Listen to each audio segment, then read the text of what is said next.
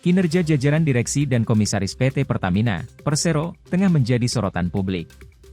Bahkan anggota DPR RI Komisi 7 dari fraksi Partai Golkar, Gandung Pardiman, menyebut mereka tidak lebih pintar dari keledai karena mengulangi kesalahan sama akibat seringnya terjadi kebakaran di kilang dan depo milik perusahaan migas negara tersebut.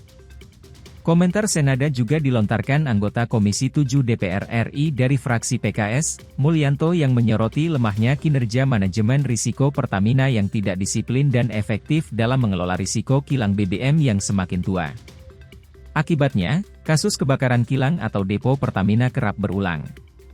Padahal komite risiko di tingkat direksi maupun komisaris sejak lama sudah ada, salah satu pimpinannya adalah Basuki Cahayapurnama atau Ahok yang menjabat sebagai ketua komite risiko Pertamina ini.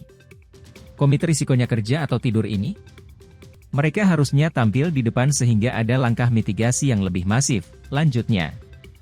Menurut Mulyanto, Komite Risiko Pertamina seharusnya mempunyai wewenang dan tanggung jawab menyusun peta risiko, memeriksa kondisi alat dan prosedur kerja, serta menyusun agenda perawatan terkait keselamatan dan keamanan fasilitas perusahaan. Soal manajemen risiko ini sangat penting menurut saya. 2 tahun sejak 2022 ini saja telah terjadi 6 kali kecelakaan. Atau kurang lebih 4 bulan sekali terjadi kasus kebakaran kilang minyak. Ini kan seperti minum obat ya, ujar Mulyanto. Tingginya sorotan terhadap kinerja direksi dan komisaris Pertamina tersebut kemudian memunculkan tanda tanya publik, berapa besar uang negara yang harus dikeluarkan untuk menggaji mereka. Dihimpun podcastnews.id dari berbagai sumber, diketahui gaji seorang direksi Pertamina ternyata mencapai 3 miliar rupiah per bulan. Sementara seorang komisaris Pertamina gajinya mencapai 2,8 miliar rupiah per bulan. Dalam laporan keuangan perseroan tahun 2021, Pertamina tercatat memiliki 7 orang komisaris dan 6 orang direksi. Kompensasi yang dibayar dan terutang pada manajemen kunci dan Dewan Komisaris Pertamina pada periode yang berakhir 31 Desember 2021 masing-masing sebesar 14,77 juta AS$ atau 221,5 miliar rupiah, kurs Rp15.000. Dan 16 juta AS$ atau sekitar 240,7 miliar rupiah.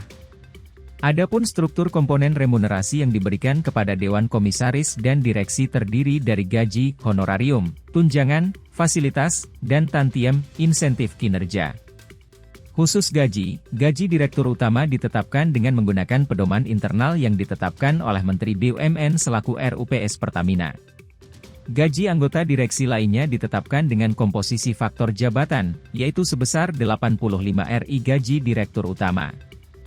Honorarium Komisaris Utama adalah sebesar 45 RI gaji Direktur Utama, Wakil Komisaris Utama 42, 5 RI Direktur Utama, dan anggota Dewan Komisaris ialah 90 RI Honorarium Komisaris Utama.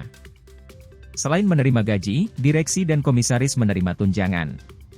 Bagi direksi, tunjangan yang diterima meliputi tunjangan hari raya, tunjangan perumahan, dan asuransi purna jabatan. Sedangkan, Dewan Komisaris menerima tunjangan hari raya, tunjangan transportasi dan asuransi purna jabatan. Namun, bila dibagi secara merata dengan perhitungan kompensasi yang ada di laporan keuangan tahunan perusahaan, maka perhitungannya 14,77 juta AS$, 221,5 miliar rupiah, dibagi 6 orang, setiap direksi mendapatkan sekitar 36,9 miliar rupiah per tahun atau 3 miliar rupiah per bulan.